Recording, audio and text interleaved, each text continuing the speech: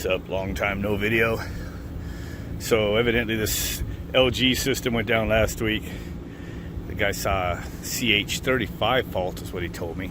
Forgot to look that up, see what that was, but he had reset it, and I guess it tripped again, and now it has a CH42, and the code is 42 and then 2 for the slave there, and 42 and then 1 for the master, same code, which the instructions say check the low pressure transducer. So 5 volts going to the transducer, put my voltmeter on a DC, and they all got 0.5 coming back, all the same, in very low reading, of course, but that's because the pressures are pretty much flat. Yeah, about 5 psi. So I'm like, shit, multi-V system flat on charge. It's been a long time since I've had to look for a leak on something like these. Anyway, I just did a peek in each one, and already kind of good news. Look at that oil stain just going down that huge accumulator back there, just running down. So it's got to have a leak up there somewhere, so I got to go down and get some nitro from my truck. But that's good news, man. Last thing you want to do with a 3-port branch box like this is have to go digging around above T-grids down in some offices and looking for leaks and a line or one of the fan coil units. So it looks like the slave unit there is leaking. So time to get some nitro. Okay. Oil was all over the accumulator, but that's not where the leak was. The leak's right there in this changeover valve.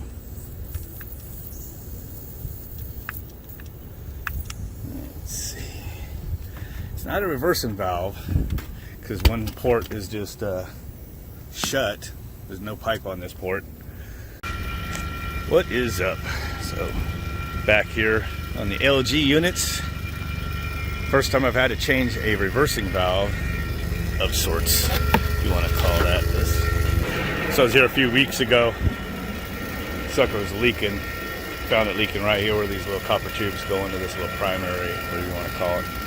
It's like a master slave setup, you know, on these valves. This switches, this little one switches where your solenoid, magnetic solenoid is, and then that diverts the pressures to the big piston. So it leaking in there, you're not fixing that. So it gets replaced. Pretty good sized one.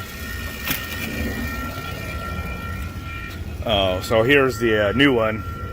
And interestingly, you know, I think I showed this before, but this port over here doesn't go to nothing. It just has a little plug in it, which I had to remove out of the old one and solder into this one. They didn't give me like a new plug with it. I guess probably have to know better and order it or something.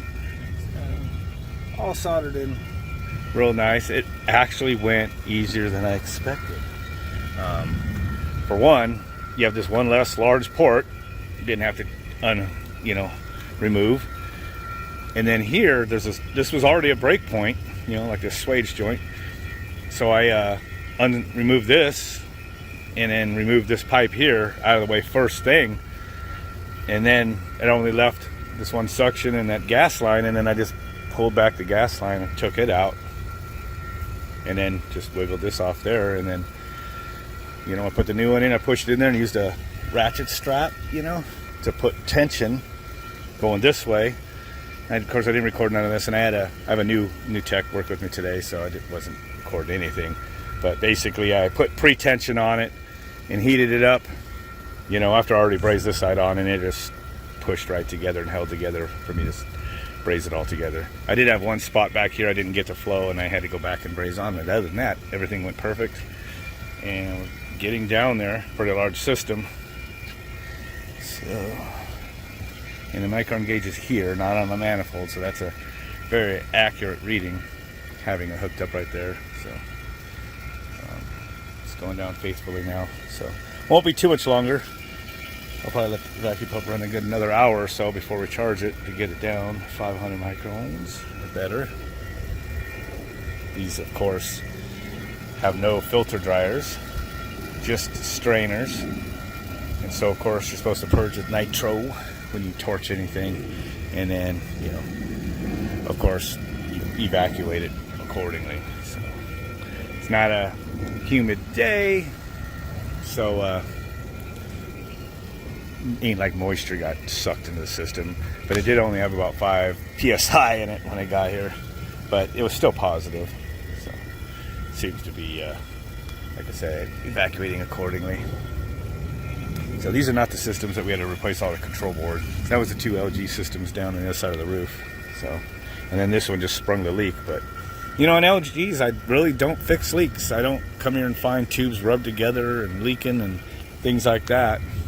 They put a lot of, you know, all this on here. Of course, I had to I took all that off and now redid it. But I mean, they seem to do all this kind of stuff, you know, like right here. Oh, that's right. I got to finish putting them on. I put on zip ties and stuff. Well, because I cut their insulators, but they have all these cool connectors right here, which come off, go back on. So keep all this stuff from, you know, doing that, causing leaks and rubbing wire and stuff. So I gotta put those on. But yeah. All right, cool.